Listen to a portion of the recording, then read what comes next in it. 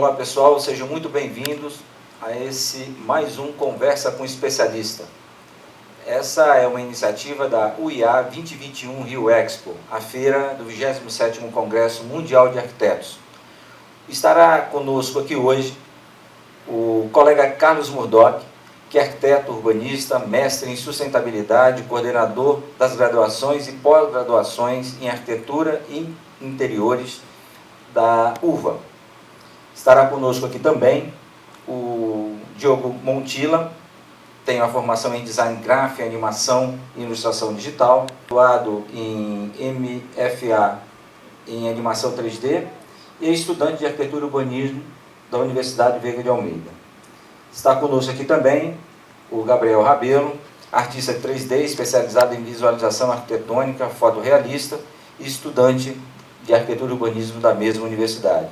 Estará conversando conosco também, e aí de forma remota, online, o Rafael Cerqueira, que é jornalista, diretor de fotografia e arquiteto urbanista. Bom, o nosso papo de hoje será sobre o espírito da arquitetura, o uso de games na escola da arquitetura. Carlos Murdock, é com você. Olá, todo mundo me ouve, que maravilha, é uma honra estar com vocês aqui. Deixa eu sentar aqui, que eu acho que eu vou ficar mais confortável, mais simpático. Então, o Rafael já está aparecendo aí, que beleza, está muito sério, Rafael. A gente está aqui para contar uma história.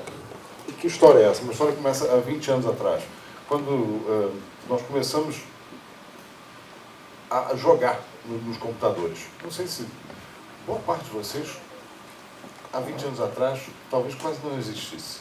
Ou então estavam de fraldas ainda. No início justamente dessa época de jogos, né, que a gente adorava, no início dos PCs, quando a gente começou a colocar jogos dentro, e uma coisa que sempre me instigou foi a possibilidade da gente criar ambientes virtuais dentro daqueles espaços. Só que há 20 anos atrás a gente não tinha muita tecnologia. Há 15 anos eu consegui convencer um aluno meu de a gente colocar o projeto final de graduação dele dentro de um jogo. Deu um trabalho danado.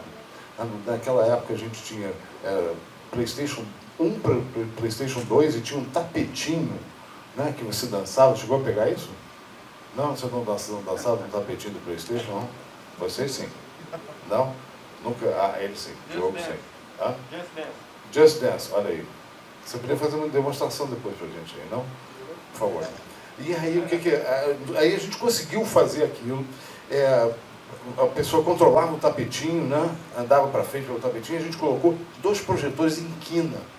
Então, as pessoas controlavam e andavam pelo espaço, só que todo mundo caía, porque a informação visual era uma e as pessoas não saíam do lugar, e ao mesmo tempo estavam andando. Então, isso dava um tilt no cérebro, todo mundo caía, era muito engraçado. Só que a tecnologia era péssima, na verdade. Os gráficos que a gente tinha naquele momento eram parecidos com um jogo chamado Minecraft hoje em dia, não sei se vocês sabem. É tudo pixelado, o pessoal até adora aquela coisa de 8 bits, né, o jeitão de 8 bits que a gente chama. Pois bem, isso ficou, essa possibilidade da gente criar ambientes virtuais e vivenciar experiências que a gente não existe. Isso eu acho que é uma das coisas que os jogos nos colocam.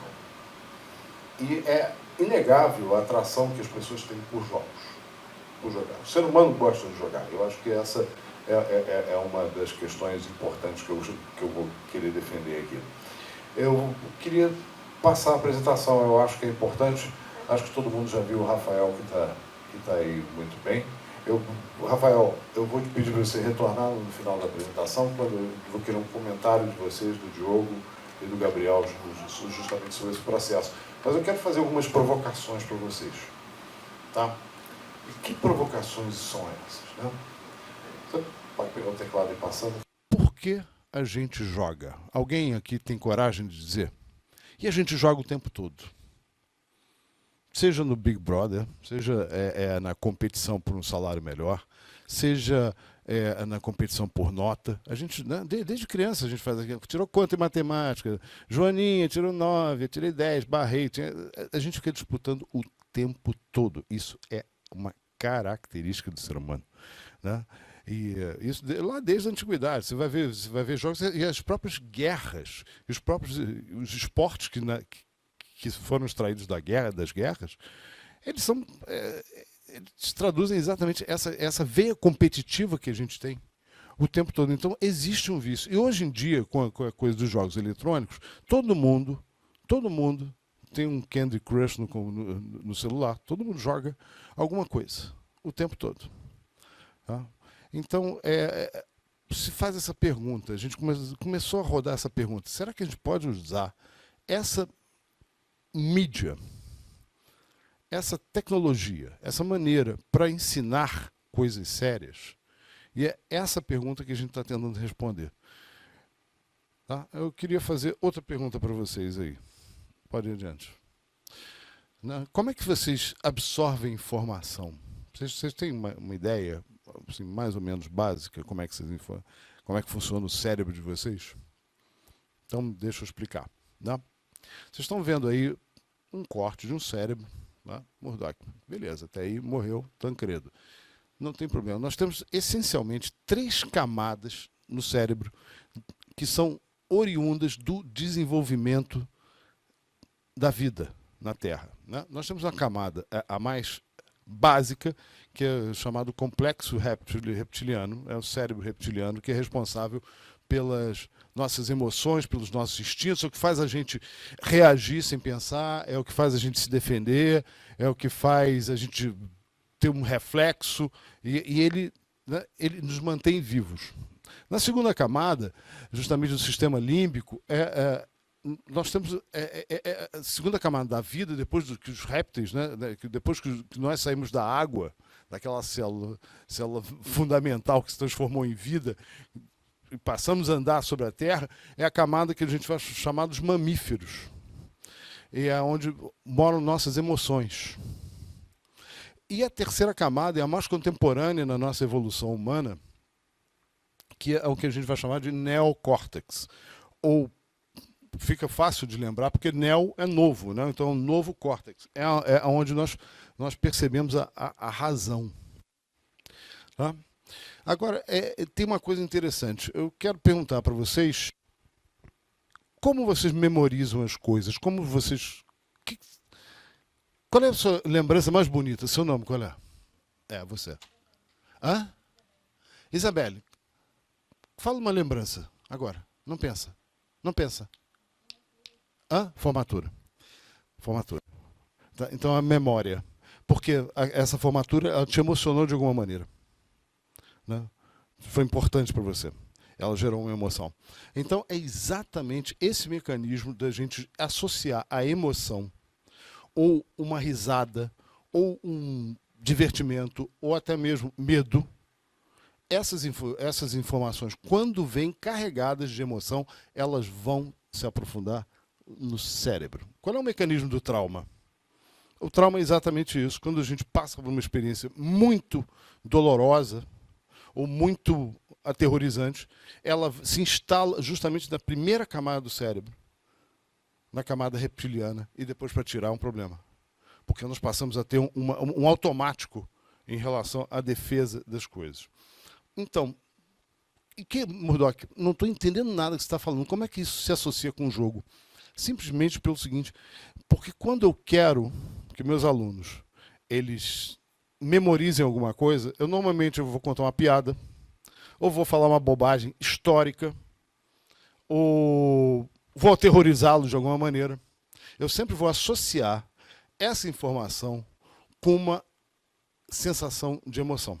A pior coisa que você tem é você chegar numa aula e está lá o professor lendo PowerPoint. Assim. Então, absorção de informação, neocórtex, racional. É a pior coisa. Né? A gente quer sempre... As boas aulas, é o que eu digo, são como uma montanha-russa. Né? São como uma montanha-russa. Você tem momentos que você descansa, daqui a pouco vai de novo. Descansa, vai de novo. Emoção, emoção, emoção, emoção, emoção. Tá? Então, isso é um mecanismo que funciona muito bem em sala de aula. E os jogos, eles podem fazer isso de uma maneira prazerosa. Por quê? Porque você associa aprendizado com prazer. Você pode associar aprendizado com prazer. E às vezes você não necessariamente está aprendendo, mas não tem aquela sensação de estudo, de ter que sentar na sala com aquela luz, que eu vou dormir, que saco, etc. E tal. Então, sim, eu acho que sim, a gente pode ensinar muita coisa, principalmente no nosso campo de arquitetura, que daqui a pouco eu vou falar um pouco mais sobre a profissão. Nós temos muita possibilidade. Vamos adiante. Passa aí. Né? Na realidade, a gente já gamifica a sala de aula, não é verdade? A gente já compete um com o outro sem querer, a gente sempre compete pela melhor nota, a gente compete para não ficar em último lugar. Só que um dos mecanismos interessantes que eu descobri é sempre você sempre juntar alunos em grupos e colocar os mais capazes numa determinada disciplina, para ajudar os menos capazes. E assim você formar grupos de ajuda em que os alunos consigam evoluir, como sempre. Isso aí vocês já fizeram isso, né? Você virou... O Gabriel, por exemplo, fez uma disciplina comigo no semestre passado, que ele já estava super na frente. Falei, olha, vou fazer um negócio com você. Você é 10, sua nota é 10. Você não precisa fazer nenhum trabalho.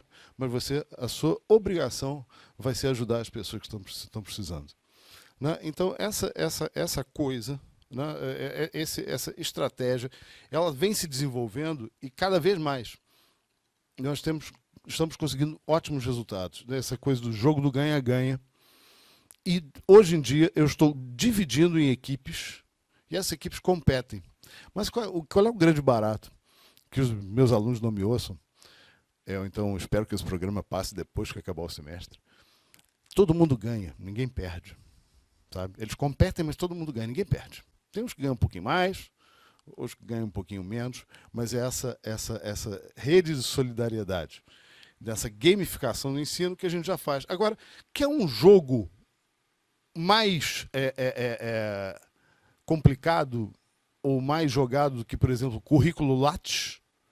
Currículo Lattes é um jogo. E recentemente nós temos visto que as pessoas até blefam no currículo, né? Candidatos a ministros que colocam doutorado, etc. e tal, aquela coisa. Quando fez as disciplinas do doutorado, não entregou o trabalho principal, as pessoas ficam competindo. Eu sou melhor do que você, eu sou melhor do que você. Então, pegamos essa coisa do jogo, da competição, da gamificação e vamos olhar como isso pode se materializar em sala de aula. Vamos em frente aí. Esse aqui é uma aula, eu e meus alunos,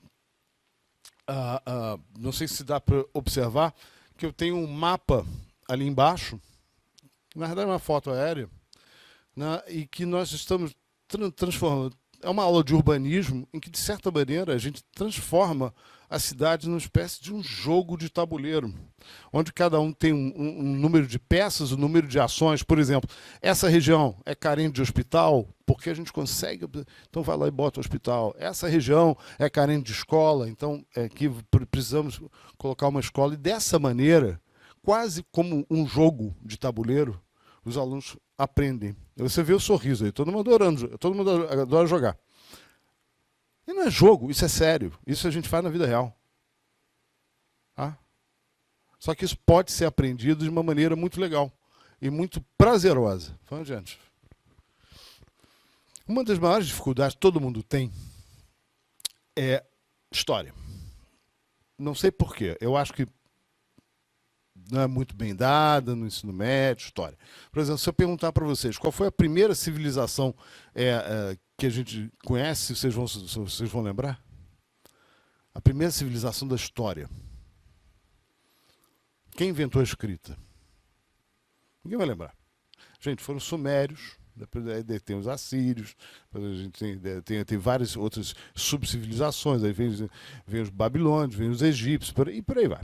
A gente vai contar. Só que uma das maiores dificuldades que as pessoas têm é de criar uma espécie que eu chamo de varal do tempo. O que é o varal do tempo? É uma linha imaginária que passa, né? Passa lá no início da história. Não vale falar de Atlântida, esse é outro papo. Né? Vem lá do final da história e as pessoas às vezes se confundem. Não sabe se a Idade Média foi junto com o Renascimento, se o Renascimento vem antes, se os romanos como é que passa de Roma para a Idade Média, as pessoas não lembram. Né? E quando a gente joga um jogo, esse jogo, vocês lembram qual é esse aqui?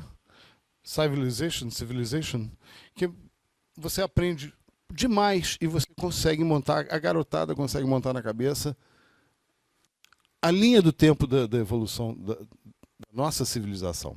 Porque você joga desde a pré-história até aqui. Então, depois de 3 vezes você jogou, você já consegue contar a história da civilização para os outros. Isso é muito legal. Né? Isso é muito bom. Vamos adiante. Isso aqui são os concept arts de uma série chamada Assassin's Creed.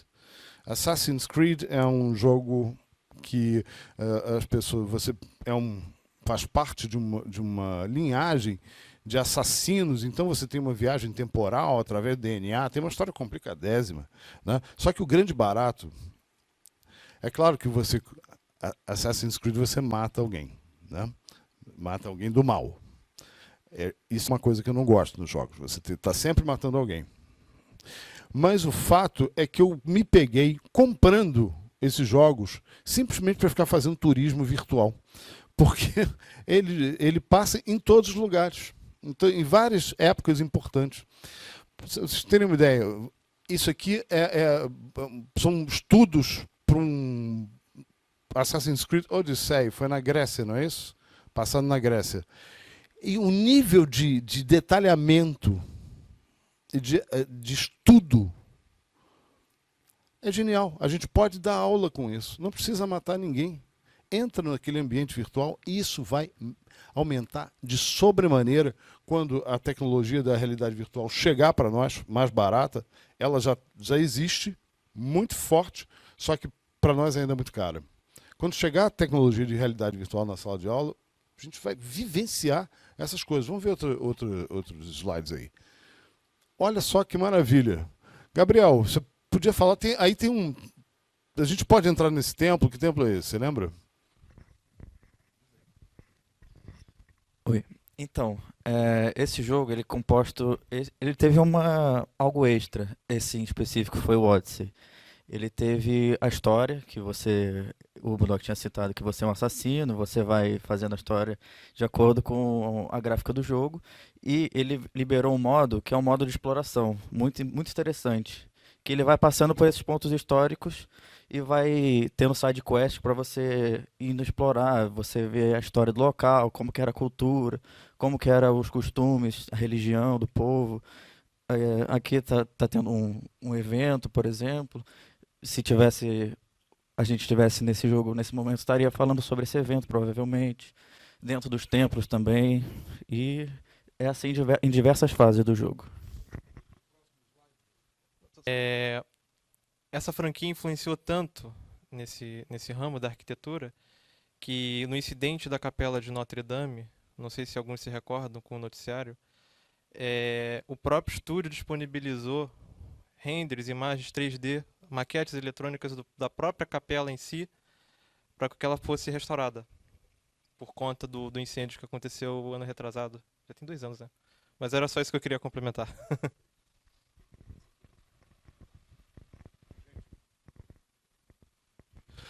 Vamos adiante, então. Esse aqui está possante, gostei disso. Se a gente observar a qualidade disso, né? A qualidade desse 3D, dessa ambiência, é uma coisa que realmente vale a pena e é game changer, sem trocadilho ou com trocadilho, em relação a essa possibilidade de a gente vivenciar as coisas. Então a gente não vê mais o slide, não vê mais o livro, a gente pode entrar dentro, a gente quase toca, né? E isso nos inspirou profundamente. Vamos ver outros exemplos aí, tem uns exemplos bem legais. Olha só que coisa linda, isso é o Panteão de Roma, uma reconstituição, também desse jogo Assassin's Creed, muito bonito. Aqui nós temos o Duomo de Florença, à esquerda a foto original e à direita o Duomo do jogo. Mas o engraçado é que você entra, você sobe, você tem que escalar, então você começa... Se você tiver o mindset correto, você consegue aprender muita história e muita arquitetura baseado nisso, porque o pano de fundo desses jogos é sempre um fundo de um fato histórico conhecido. Tá? Então, joga e aprende. É claro que a gente não pode viciar nessas coisas, né? Apesar da gente, às vezes, viciar. Né? Vamos adiante. Isso aqui é a Catedral de San Marco, em Veneza. E olha a qualidade do modelo, a qualidade da luz. Para quem já esteve lá, isso parece que é uma foto. E, gente, isso é levar essa experiência a todas as pessoas, não importa a classe social, não importa a condição, todos podem experimentar isso. O grande barato é que você não tem que botar outra ficha. Uma vez que você tem o jogo, você pode estudar isso profundamente e vivenciar essas arquiteturas. Vamos adiante. Esse aqui, se não me engano, é a Place de Vosges, em Paris. A qualidade... obviamente, quem faz esses modelos são arquitetos. Então, existe, né? A gente acaba de perceber que existe um mercado de trabalho para o mundo virtual. Os arquitetos projetarem os ambientes virtuais, isso virá cada vez mais. Isso é avassalador, como vocês vão ver daqui a pouco. Imagina que você, daqui a 5 anos, você vai colocar o seu óculos de realidade virtual e você vai poder entrar numa loja e até experimentar a roupa, se você tiver um avatar do seu corpo.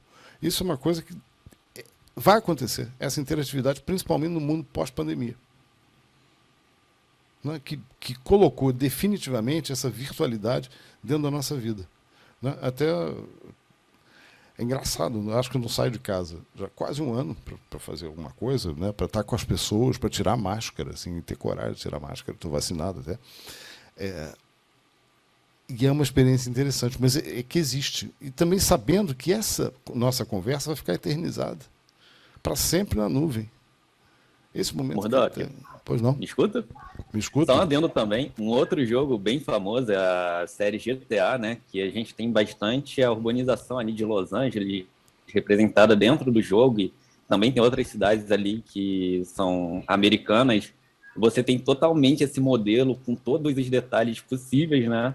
Dentro de mais uma plataforma que está aí difundida, acho que todo mundo aqui deve conhecer hoje em dia, além do Assassin's Creed. Esse é o Rafael, né? Essa voz que vem do além. E o Rafael lembrou... É quase o espírito da arquitetura. É quase o espírito da arquitetura. É Grand Theft Auto, ou seja, o grande roubo de automóveis. Então, esse jogo tem uma certa alergia, porque você é sempre um marginal, sempre um gangster, sempre um cara malvado, e o grande barato das crianças é ficar atropelando as pessoas, que eu não acho legal. Né? Então não inseri como jogos de arquitetura aqui. Eu prefiro muito mais ficar andando aqui e não matar ninguém do que andar em Los Angeles. Vamos combinar. Mas a lembrança é boa, Rafael. Vamos adiante. Esse aqui é a reprodução da Catedral de Notre-Dame, exatamente o que o Diogo se referiu, porque tamanho foi o escaneamento tridimensional, o detalhamento, o esmero, que ele se tornou um documento de fato verídico para a reconstrução da catedral após incêndio. Ou seja, é engraçado a gente pensar, por exemplo, que a indústria dos jogos, hoje em dia, ela fatura mais que a indústria do cinema. Não sei se vocês sabem disso. Outra coisa, os jogos vão entrar como esporte olímpico de exibição agora, na Olimpíada. Eu nunca imaginei isso. Então, o que era uma brincadeira de criança há 20 anos atrás, hoje em dia é uma indústria muito séria e que nos oferece uma série de possibilidades, não só de jogos, mas da gamificação, sim, não só do divertimento, mas do estudo, do conhecimento, do comércio. É um mundo virtual que está se abrindo. Vamos adiante. Lindíssima essa imagem, né, com o sol se pondo. Não só... Vamos passando. Londres também foi palco de outro jogo. Só no Brasil não tem. A gente está fazendo no Brasil, mas a gente não mata ninguém também no jogo, né? Não mata ninguém. Não vai matar ninguém. Vamos adiante. Tá. Outra experiência que a gente começou a fazer na universidade foi Todo mundo já brincou de joguinho de cidade, SimCity, né? Aquele que você ia lá, botava uma lojinha, aí se a vizinhança, se você colocasse uma árvorezinha na frente, as pessoas iam morar, aí ficava rico aquela região da cidade. Pois é. Esses jogos, eles não são uma simulação de cidade perfeita, mas eles ensinam uma relação de causa e efeito para os alunos.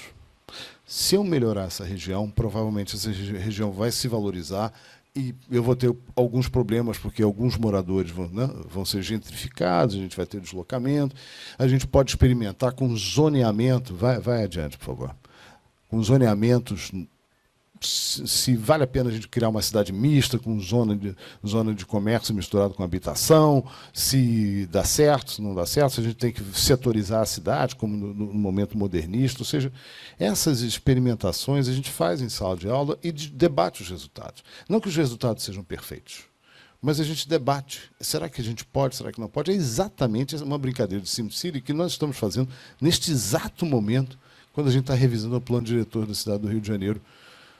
Neste exato momento está acontecendo isso. Vamos em frente. Aqui, experiência de zoning, né? De zoneamento, aí em mais amarelo são as indústrias. A gente vê que nessa opção o pessoal colocou as indústrias isoladas da cidade, que faz sentido por causa da poluição, e por aí vai. Né? Então, os alunos começam a experimentar. Adiante. Aqui também a visualização da poluição da cidade, então você tem que gerenciar energia, acústica, barulho, poluição, qualidade de vida, mobilidade. Então, o que faz? O aluno de arquitetura ele começa a entender o que é urbanismo. Jogando.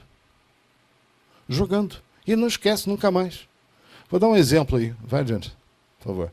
Isso aqui, hoje em dia nós já temos os jogos com uma visão sustentável, então tem que ser verde. Né? Então, se ele posicionar equivocadamente a coleta de água dele da saída de esgoto, vai poluir. Né? Se ele coloca errado, ele começa a poluir a própria água e os cidadãos começam a ficar doentes e reclamam. Então, essa relação de causa e efeito ela é muito interessante. E não só isso, nós temos jogos especializados agora em mobilidade urbana. Olha só que legal. Você compra um jogo de, sei lá, se pegar uma promoção, você compra o jogo por R$10, né? Uns R$10, vai comprar o jogo de R$10 e vai enfrentar uma cidade. E como essa população vai se deslocar pela cidade? Então você vai simular trem, ônibus, todos os transportes, vai enfrentar a dificuldade de gerar essa mobilidade, que é muito interessante. O metrô, aí tem que fazer os investimentos, a gente sabe que o metrô é mais caro. Normalmente a gente falha a cidade quando a gente faz isso. Aqui uma cena do jogo com um entroncamento. Né? Deus me livre, não queria ver essas perimetrais aqui, não. Então, como é que fazem a troca dos modais? É muito legal esse jogo. Muito interessante também. Simulador de cidades sustentáveis, no qual você tem que investir em ações sustentáveis. E, gente, isso é jogo.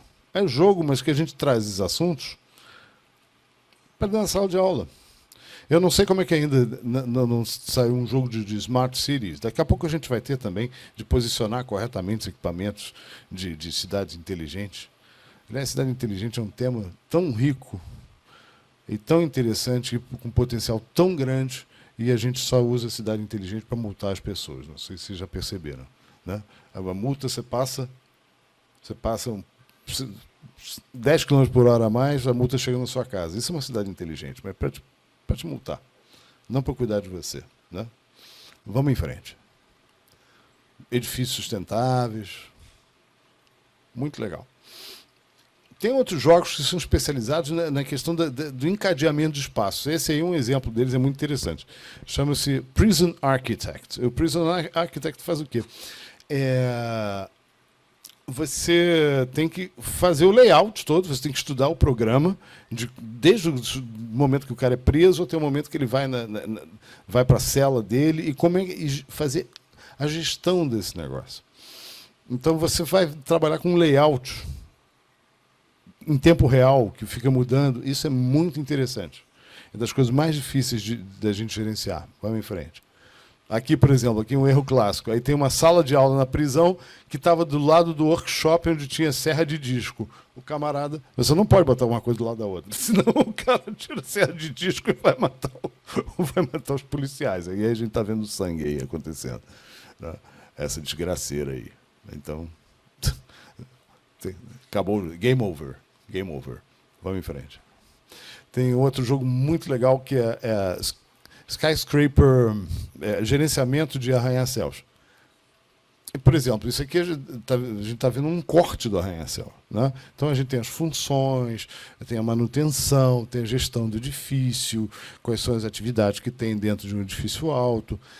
E o estudante está vendo isso em corte, então ele já sabe o que é um corte de arquitetura, já sabe, né? Relações de equilíbrio, quais são as funções que eu tenho que ter no edifício, se eu tenho água, se eu tenho torre de água gelada para ar-condicionado, se está funcionando, se não está funcionando. É muito legal. Vamos em frente. Outro exemplo aí, isso aqui é baseado no edifício coreano do Sul. SimCity, né? SimCity não, é The Sims, que eu acho que é o jogo que mais criou arquitetos até hoje. O que eu tenho de gente na minha sala de aula que diz, eu tenho que fazer arquitetura porque eu jogava The Sims. Eu tenho isso. E é engraçado que eu vou ensinar perspectiva, eu ensino perspectiva através dessa visão isométrica. Aí conta a história, por que é assim, por que é visão isométrica. Mas eu pego um exemplo de jogo, porque todo mundo lembra. Todo mundo lembra. Jogo isométrico. Olha aí, que beleza. Tá? Vamos em frente. Esse é um jogo divertidíssimo, que você tem que criar uma vizinhança sustentável, né, de criar relações entre as pessoas através da criação de espaços verdes. Né, e você cria edifícios que se conectam entre si. É de um certo futuro utópico, mas é um jogo bem, bem interessante também. Ou seja, tudo isso vai construindo uma visão. Quantas coisas a gente passou por história, a gente passou por urbanismo, a gente está passando por elementos de sustentabilidade. Quantas coisas a gente consegue colocar, aprender jogando. Vamos em frente. Quais são os jogos, os motores, as estruturas de jogos que são mais importantes agora? Nós temos dois que nós chamamos de engines, duas bases de jogos. Uma Unity e a outra chama-se Unreal. Essas estruturas, elas são gratuitas na internet para você usar.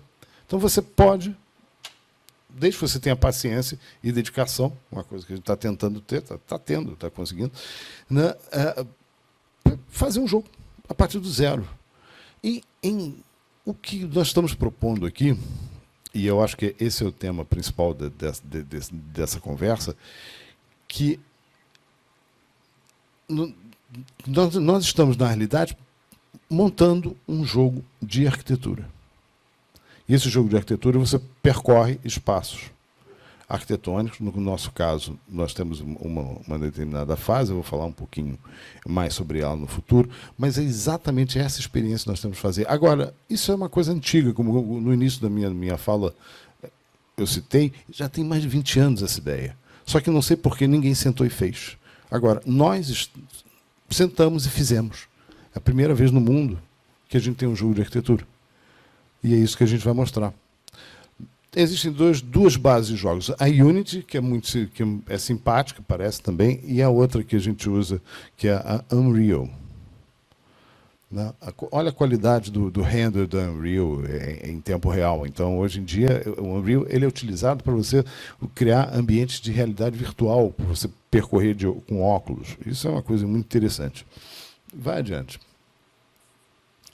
Só para lembrar, a maioria dos jogos, eles sempre se passam em algum lugar, sempre se passam em arquitetura, no ambiente. E daí essa possibilidade da gente experimentar e interagir com esse ambiente é uma coisa que me seduz, que nos seduz. E por isso nós tivemos essa iniciativa de fazermos o que, na realidade, já devia ter sido feito há muito tempo, criar um jogo educativo. Vamos lá. Né? Por que é interessante a gente montar um jogo para os alunos, para os estudantes. Porque eles têm que começar a pensar numa narrativa. Não só apenas na qualidade do espaço que está sendo fabricado, mas qual é a mensagem que eu estou passando no jogo, o que eu faço primeiro, o que eu faço depois, qual é a minha narrativa, qual é a minha, quais são os meus argumentos para passar uma mensagem positiva no jogo. Né? E quando eles começam a decompor isso, nós temos um ganho muito grande, principalmente na formulação de storytelling. Né? Ou seja, e é importantíssimo na nossa profissão, porque nós vamos estar o tempo todo vendendo coisas que não existem. O arquiteto faz isso. A gente vende uma coisa que não existe. E a gente tenta mostrar quão lindo vai ficar isso, quão espetacular, ou quão bacana socialmente vai ficar essa reforma, essa melhoria urbana. É isso. A gente vende sonho. E, ao mesmo tempo, nós somos a profissão mais importante do século XXI. Depois eu posso falar por quê. Vamos em frente. Tá? Racional é exatamente isso. São os temas, que são as palavras principais que eu acho que estão presentes nessa confecção de jogo. Tudo se embaralha para se chegar a algum lugar. Eu queria que vocês falassem um pouco do jogo. Qual é do jogo? O que você faz do jogo? Que tipo de jogo é? Diz aí. Bem,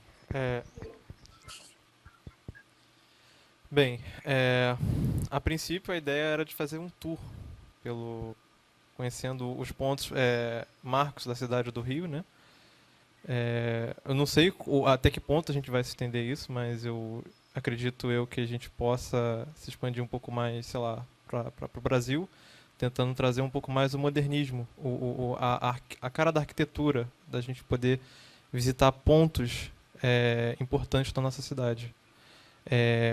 Tentar trazer para as pessoas que no Brasil também existe arquitetura, o brasileiro também possui uma arquitetura. E nesse jogo, claro que a gente vai adicionar outras jogabilidades, como por exemplo o dos zumbis, né, que a gente vai comentar daqui a pouco, ideia do Murdoch.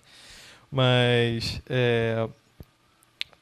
a ideia do jogo é tentar trazer esse espírito da arquitetura para quem for consumir o jogo, para quem for quer ter uma experiência, como foi dito anteriormente no que foi citado em Assassin's Creed, né? Essa mesma ideia, esse conceito.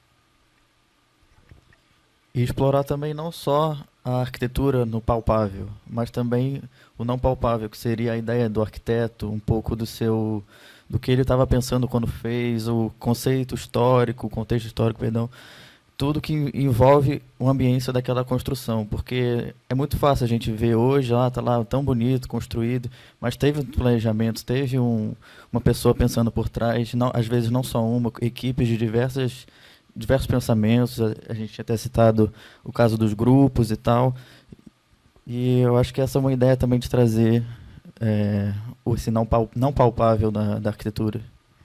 Eu acho que a gente pode chamar o Rafael. Rafael, você nos ouve?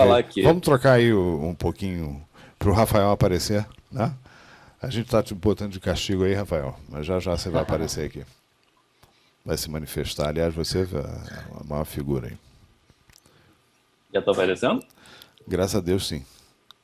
Eu ia falar que então, pessoal, não sou um espírito da arquitetura, mas estou aqui presente. Infelizmente, hoje eu não pude estar presente aí, porque estou fazendo a pesquisa de campo da segunda versão do jogo. Não sei até se posso dar o spoiler, mas vai ser uma versão voltada inteiramente para as arquitetas brasileiras. Eu vim aqui para Salvador, por isso que eu não estou aí no Rio, para estudar as obras da Lina Bobardi e falar também um pouco, nessa segunda versão, das arquitetas no geral, né? Hoje, segundo a Cal, a gente passou de 97 mil arquitetas no Brasil, e poder trazer isso para o universo dos jogos é uma forma de inclusão também, né? Porque na bibliografia que a gente estuda nas universidades, no curso de arquitetura, aparece muito os arquitetos. E o Brasil não é só Niemeyer, né? A gente tem uma Lina Bobardi, uma Rosa Grena Frias, Carmen Portinho, Carla Joaçaba, Mayumi Souza Lima, que além de ser arquitetas renomadas já no nosso país, ela mostra a diversidade cultural que a gente tem aqui. seja as influências asiáticas, seja a influência africana, a influência italiana também, e trazer tudo isso para o jogo digital, ele acaba sendo uma forma de fomentar mais esse reconhecimento que às vezes não vem para essas arquitetas. E é isso. Eu creio que vai ser uma versão aí bem difundida da arquitetura feminina no Brasil. Muito bem, eu acho que a gente pode desligar você agora. Muito obrigado, Rafael. É muito spoiler, muito spoiler. Muito spoiler. Não, a coisa é ótima. E é o seguinte, a gente já está indo para o final da palestra, obviamente a gente vai mostrar o jogo, né? É um trabalho em construção, mas como se baseia o jogo? Se nós queremos vivenciar o espaço, nós achamos que o mais legal era partir dos jogos que a gente chama de shooter. O que é o shooter? É aquele jogo que você sai atirando, matando todo mundo, que a garotada adora. Eu sou contra. Tá? Eu não curto essa coisa de ficar matando os outros, tiro na cabeça, né? O pessoal adora. Né? Isso mundialmente é um sucesso, né? Só não pode virar esporte olímpico. Então, mas ao mesmo tempo, essa plataforma desse jogo de atirar nos outros nos oferecia talvez a melhor condição para você percorrer espaços arquitetônicos. Então a gente fez uma subversão. A gente substituiu, né? A gente está substituindo a arma por um livro que atira raios de cultura. Né? Aí você vai ter a coisa de atirar, você vai poder atirar, só que você vai fazer o inverso, você vai transformar zumbis em pessoas através de cultura. Isso é uma das coisas. Para você recarregar a sua arma, você vai ter que aprender alguma coisa. Você tem que parar nos postos de carregamento e aprender alguma coisa. E depois você ainda vai ter que procurar o arquiteto da obra, que nessa nossa fase aqui, na fase inicial, passa adiante. Na fase inicial, ela se passa em arquiteturas modernistas no Brasil. Inclusive, nós temos algumas aqui importantes. Né? E o que é arquitetura moderna no Brasil? É uma fase que a gente vai chamar, no Rio de Janeiro, principalmente, de 1936 até 1960. Depois a arquitetura moderna continua, claro, mas o centro da arquitetura passa a ser São Paulo. Então, nós estamos focando em obras de 36 até 1960, exatamente nesse período. Né?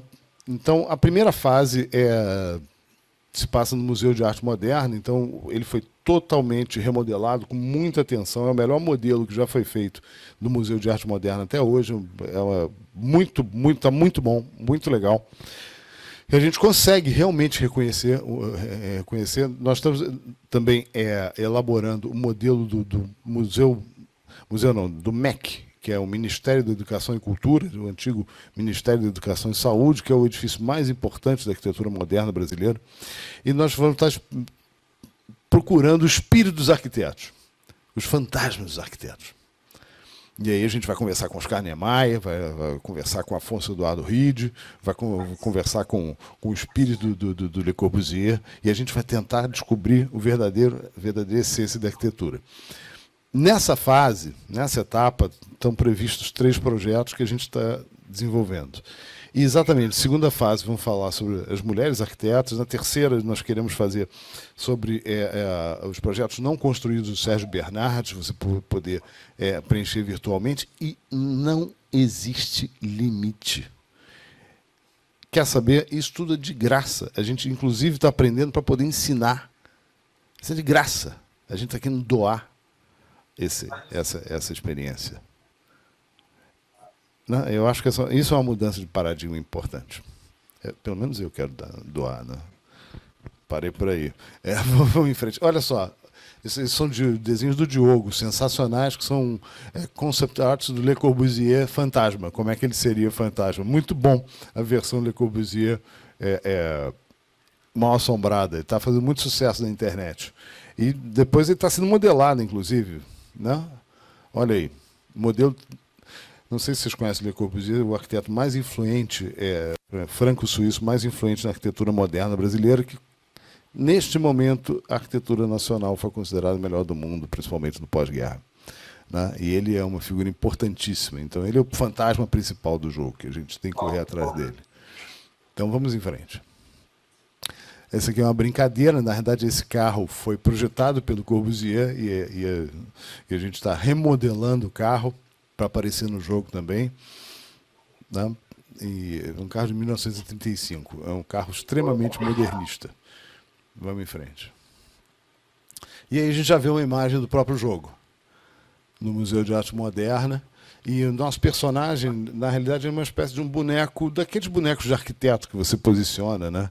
E é claro que a narrativa dele, a jornada dele, é à medida que ele vai aprendendo sobre arquitetura, ganhando cultura e ajudando as outras pessoas a ganharem cultura, né? Matando zumbis, ele vai se tornando cada vez mais humano. Ele começa como um boneco de arquiteto mesmo, um boneco articulado, e ele vai evoluindo durante o tempo. Vamos ver outras imagens aí. Imagem de ação aí, bacana. Vamos jogar um pouquinho? Então, vamos ver se funciona o jogo. Vamos jogar um pouquinho e mostrar para o pessoal. Dá para rodar o executável aqui, a partir direto do jogo.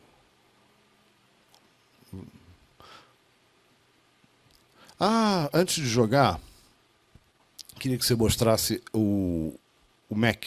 Falasse do Mac um pouquinho.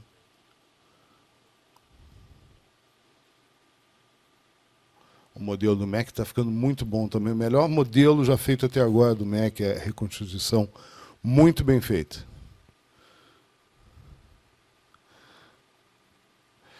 E é o seguinte, o nível de detalhe que a gente está chegando, e a gente consegue analisar a insolação, consegue analisar uma série de coisas, a gente consegue dar aula com esses modelos.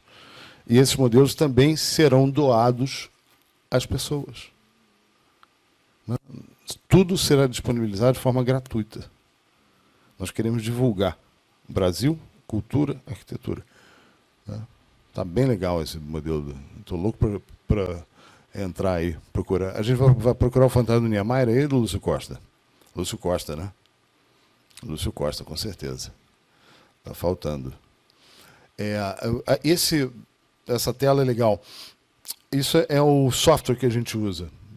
Dá uma navegada pela coisa.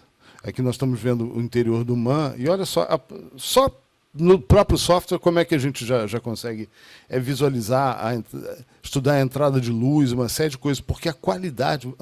Cai fora.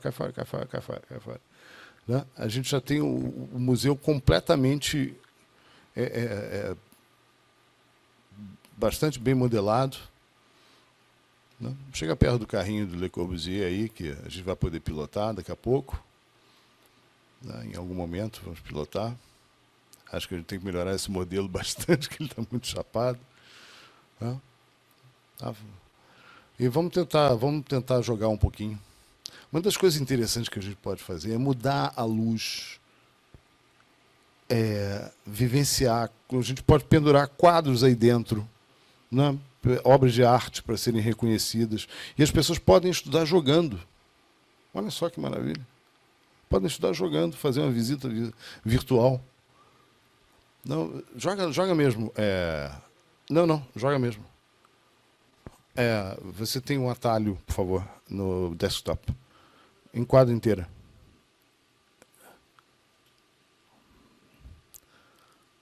Tudo bem. Vai ser, o efeito é esse mesmo. Então, nós temos uma possibilidade inteira de fazer interações com os personagens, com obras de arte, com a história. A gente tem uma narrativa que se abre, um mundo incrível de conhecimento, de possibilidades de ensino e aprendizado que eu acho que nunca foram exploradas, porque sempre foram colocadas assim, meio para escanteio, que jogo é coisa de criança. E hoje em dia eu digo, não. Jogo é para todo mundo. Né? A gente consegue fazer isso, a gente consegue aprender de uma forma muito mais prazerosa. E com isso, eu acho que eu encerro a minha participação de hoje, depois de contar essa história complicada. Senhores, gostariam de deixar alguma mensagem final sobre a experiência? Como é que está sendo isso? Bem, está sendo uma experiência bem única, está fazendo parte desse projeto. fui chamado durante a monitoria, também foi uma experiência incrível que eu tive com o Carlos Murdock. A princípio eu fiquei meio perdido com como seria o projeto, mas ao longo do desenvolvimento fui pegando o jeito da coisa. Rafael? Oi, Ah, tá. É o espírito. É o espírito, vazou o áudio aí. é espírito. Desculpa. Tá sendo uma experiência incrível, como eu disse anteriormente, né? A modelagem em si foi um pouco desafiadora porque a gente não está pesquisando. Assim, nós estamos com. Até que nós temos acesso a determinados recursos, como desenhos, plantas, mas mesmo assim, você tentar trazer um nível de detalhamento comparado ao Assassin's Creed, né? Tentar trazer algo de qualidade mesmo é o que vem exigindo um pouco da gente, né? Mas eu espero que em breve nós possamos trazer um projeto de qualidade, uma experiência única, né? Algo que realmente possa ser aplicado para a educação e, como o Murdock disse, compartilhar o conhecimento, que é uma coisa muito importante. Gabriel. Eu creio que esse nosso projeto ele é feito para todos. Desde uma pessoa que já é um arquiteto ou que gostaria de ter uma referência da construção como ela era, desde pessoas que ambiçam, não sei se essa palavra existe, que têm ambição de ser arquitetos, ou até mesmo jovens, crianças que, querendo ou não, são o maior público ainda de games, poder trazer essa história, não só de games para diversão, como o Léo tinha citado, de tiro e tal, mas também para aprender junto com enquanto joga. Eu acho que isso é muito interessante também para essa nova geração que está vindo também, que tudo é online. Tudo é online. Você agora não precisa mais sair de casa para quase nada.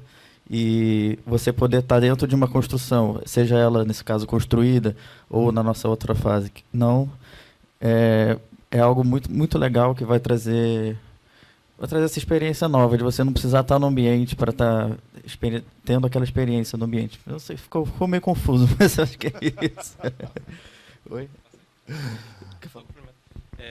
E por conta também da pandemia, né, isso é um fator que fez a gente ser conduzido a esse tipo de projeto, né, porque, por exemplo, você quer marcar uma visitação, você quer ir no local, você pode estar ali de forma virtual, né, você conseguindo ver os detalhes da arquitetura, você conseguindo ver os elementos, você conseguindo ver ali mesmo, não palpável, né, mas você, de certa forma, você está ali.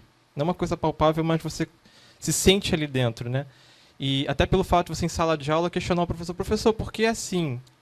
Aí você tentar mostrando por imagem, não, só você está ali dentro do jogo. Você, de certa forma, está ali em tempo real, interagindo, aluno e professor, você tendo um compartilhamento de conhecimento em tempo real, até mesmo você tendo uma compreensão melhor daquilo que você diz em sala de aula, que às vezes há uma falta de comunicação, não por questão não por motivo didático, mas às vezes é por não entendimento. Por exemplo, eu estou começando agora a faculdade, estou no 4º período. Sou formado em designer gráfico, como foi dito anteriormente, né? Mas, por exemplo, às vezes eu não tenho entendimento como o do Gabriel, que ele também começou agora comigo, ele está um período mais à frente, mas, por exemplo, às vezes a dúvida que ele tem, ele pode se questionar o professor ou o orientador, e isso pode ser passado para ele de uma forma que ele consiga entender, mas às vezes, poxa, ainda não entendi. Tem como me mostrar? Tem como me dar um exemplo? Ali no jogo você tem esse tempo real, você está exatamente ali dentro, sabe? Você sente como é que está no ambiente, mesmo não sendo um ambiente físico, né, por conta das limitações, mas é mais por conta disso mesmo. Eu só queria fazer um adendo, porque Sim. eu acho que a gente imagina daqui a 5 anos, você não vai mostrar mais papel para o seu professor, você vai entrar junto com ele no seu projeto. Exato. Né? Você não vai mostrar mais papel para o seu cliente, você vai entrar junto com o seu cliente no projeto. Né? Então, nós estamos aqui na beira do precipício de uma mudança de paradigma absurda. Absurda. Murdock, é até bom ressaltar que Por favor, é Rafael. também uma forma de inclusão social, né? Nem todo mundo sim. tem condição de se deslocar até uma outra cidade, até um outro estado, para estudar aí essa arquitetura pessoalmente, e através do jogo você aproxima esse estudante de arquitetura ou um entusiasta pela arquitetura, né? da obra que ele quer conhecer mais a fundo. E através dos jogos eletrônicos você consegue fazer isso e de forma precisa. Você não precisa mais se deslocar. Isso com a pandemia acabou se sobressaindo, né? Você não precisa mais se deslocar até a faculdade para poder conversar com o teu professor. E é um avanço que com certeza vai ficar aí por muito tempo, até que, quem sabe, lá para o futuro a gente não consiga estar num ambiente virtual onde tem um monte de hologramas nossos e quem sabe, né? E a gente tem que acompanhar não só o ensino, né, de arquitetura, como o ensino no geral, aos moldes das mídias atuais. Não adianta a gente ficar batendo cabeça com um livro, sendo que hoje quase ninguém tem tempo, tem espaço para armazenar os materiais, né? Cada vez mais as residências vão diminuindo e o meio digital te proporciona isso. Não só pela acessibilidade, que quem não tem verba para se deslocar pode estudar, como pode estudar ou em casa ou no computador da universidade, ou então pegar aí um amigo que tenha, dividir essa máquina, né, para poder se desenvolver aí na arquitetura. É um método muito inovador que me deixa muito orgulhoso de participar e poder fomentar isso, né?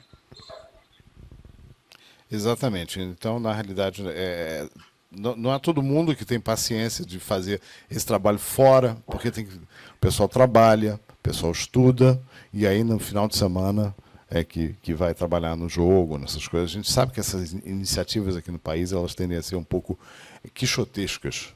Só que nós estamos enxergando um horizonte tão fantástico pela frente e uma possibilidade, uma ferramenta que pode ajudar muita gente mesmo. Eu não enxergo limite para ela. A verdade é que hoje em dia, no nosso mundo, tudo é digital, né? Tudo você está com o celular vendo, está vendo tudo por uma tela. A pandemia, inclusive, aumentou cada vez mais isso. E esse jogo é nada mais, nada menos do que isso. Você está podendo ver, independente de onde você esteja, uma arquitetura que antigamente você teria que ir lá ver. Ou a pessoa contava para você, você não tinha aquela experiência própria. E isso é mostrar digitalmente o que é, como é isso. E até explorar ângulos não convencionais, tipo Assassin's Creed, que foi citado aqui, você consegue escalar o monumento, você consegue ver de cima, ver de vários ângulos que você, pessoalmente, ali não teria essa oportunidade, né? Exatamente.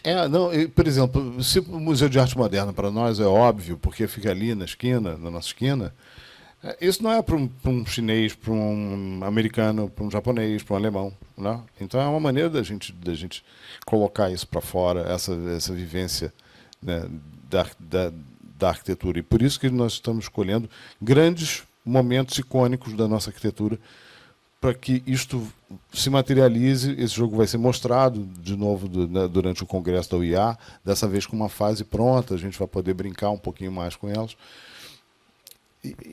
Com isso, eu acho que a gente pode encerrar a palestra. Eu acho que é tão legal, tem tanto assunto. E me coloco à disposição de vocês para responder qualquer pergunta.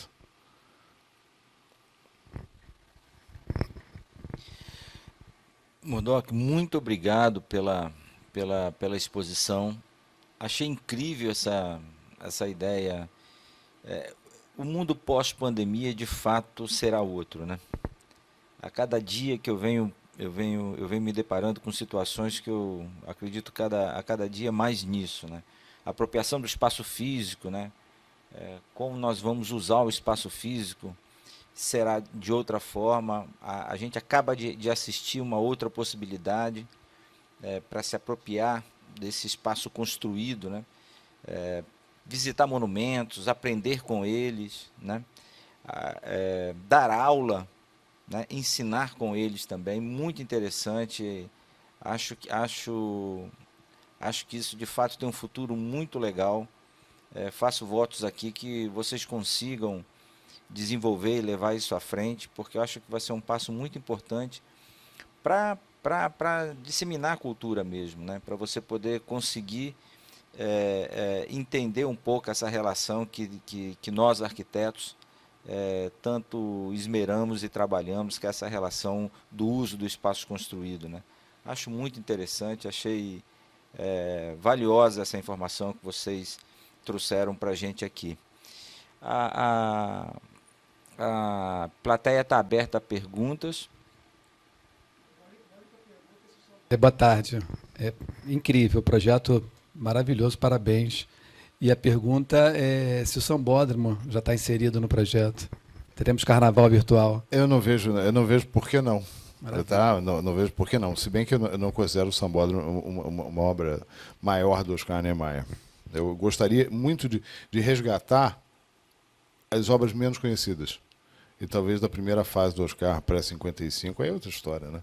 A gente puxar.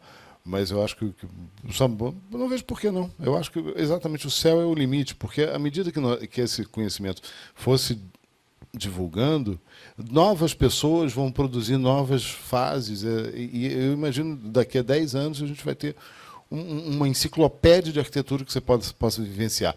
Eu só queria deixar uma coisa registrada que eu acho importante.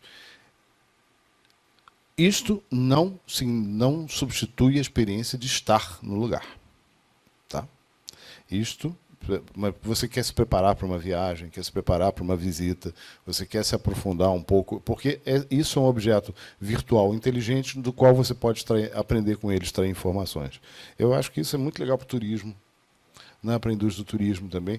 Ou seja, a gente está na beira de uma coisa muito, muito bacana. Mas eu vou botar na lista o Sambódromo. Tem mais algum que você gostaria de ver?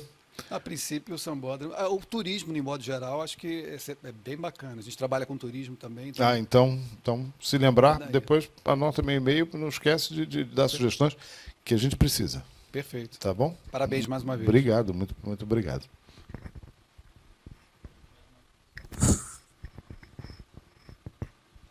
Boa tarde. Bom, gostaria primeiro de parabenizar a apresentação, a ideia do jogo, né? Tá ficando muito legal. Eu queria saber agora, mais uma curiosidade, qual é o maior obstáculo que hoje em dia você está enfrentando para a criação desse jogo, né? Eu vi que o Rafael tá lá, acho que em Salvador, né? Também já fazendo mais pesquisas. Qual é agora na pandemia ou até mesmo antes da pandemia? Não sei se já estava sendo criado. Qual é o seu maior obstáculo dentro desse projeto? Eu acho que o maior obstáculo aqui é o tempo. Por que o tempo? Porque eu acho que se nós estivéssemos em outra situação econômica ou outra situação de país, ou em outro país, provavelmente nós estaríamos recebendo um fomento para pesquisar isso. Tá? Só que não. Né? Só que não. Nós fazemos isso puramente por amor, né, nesse sentido. Eu tenho certeza, eu adoraria poder me dedicar a pelo menos 3 ou 4 horas por dia de uma jornada de trabalho que a gente sabe que é de 12, né, 3 ou 4 horas por dia, assim como os rapazes aqui, os meninos, ao desenvolvimento desse jogo, porque a gente acredita, dessa tecnologia, dessa maneira da gente se expressar. Mas isso não acontece. Isso acaba sendo sempre um esforço supra-humano no final de semana, de uma privação, mas nós acreditamos, a nossa motivação é que a gente acredita que a gente está fazendo uma coisa diferente, e estamos, porque isso é a primeira vez no mundo que está acontecendo. Esse é um momento raro da vida da gente, sabe? É isso.